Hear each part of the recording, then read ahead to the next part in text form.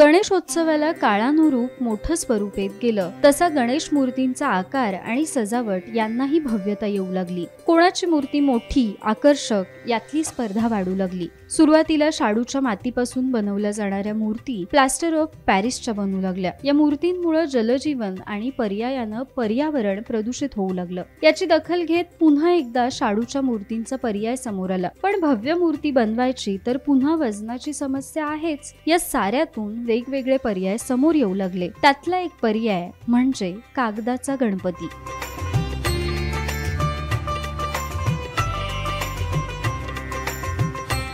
काणकोण तालुक्यातल्या पैंगीण मधले मनोज प्रभुगावकर गेल्या 15 वर्षांपासून आपल्या चित्रशाळेत काही कागदी गणपती बनवतात। एक 15 वर्ष झाली की तेव्हापासून त्याच्यावर प्रयोग सुरू झाला। आधी माझे ते कागदाचे गणपती जमत नव्हते किंवा त्याला जेवढं फिनिशिंग यायला हवं होतं ते येत नव्हते। पण आता मी प्रयत्न करून किंवा ज्या इतर कलाकारांनी सुद्धा प्रयत्न करून जी संशोधन केलं त्यावर आता जे मूर्त्या होतात त्या एकदम ह्या मातीच्या गणपतीच्या पेक्षा चांगल्या अशा सुद्धा होऊ शकतात।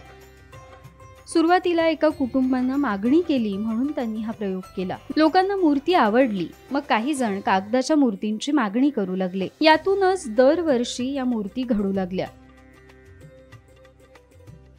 गेल्या 15 वर्षात ते अनेक प्रयोग करत गेले। मूर्ती आकर्षक होत गेल्या। आता अगदी प्लास्टर ऑफ पॅरिस सारख्या आकर्षक कागदी मूर्ती ते बनवतात। या मूर्ती बनवण्यासाठी सुक्या कागदाची पावडर बनवली जाते किंवा कागद भिजवूनही त्याची पावडर केली जाते। या कागदाच्या पावडरीमध्ये गोंद घालून ती एकजीव केली जाते। ही एकजीव झालेली पावडर साच्यात घालून मूर्तीचा आकार तिला दिला जातो किंवा हातानेही मूर्ती साकारली जाते। मूर्ती सुकल्यानंतर लोकांच्या मागणीनुसार नैसर्गिक किंवा कृत्रिम रंगांनी ती रंगवली जाते। इतर कोणत्याही मूर्तीसारखी ही मूर्ती दिसते। या संपूर्ण प्रक्रियेला 10 ते 12 दिवसांचा कालावधी जातो।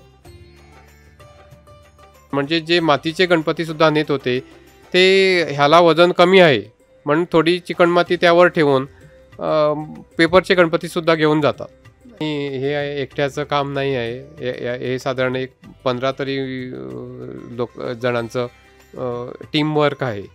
हे एकट्याच्या भरोशावर एवढं काम होणार नाही। हो, 15 जणांची तरी टीम। मातीच्या मूर्तीच्या तुलनेत या मूर्ती लवकर सुकतात आणि वजनाला हलक्या असतात। या मूर्ती पूर्णतः पर्यावरणपूरक नसल्या तरी प्लास्टर ऑफ पॅरिसला उत्तम पर्याय आहेत।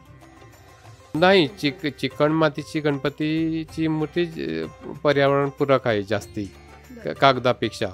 आता काय जे लोक वजन कमी पाहिजे म्हणून प्लास्टर ऑफ पॅरिसची नेतात त्यांना ही कागदाची मूर्ती त्याच्यापेक्षा चांगली इको फ्रेंडली आहे। महाराष्ट्रात अनेक जण अशा मूर्ती बनवतात, पण गोव्यात अद्याप या मूर्त्यांना फारसं मार्केट आलेलं नाही। उत्सवाची भव्यता जपता आणि पर्यावरणाचा विचार करता हा पर्याय नक्कीच लाभदायक असू शकतो।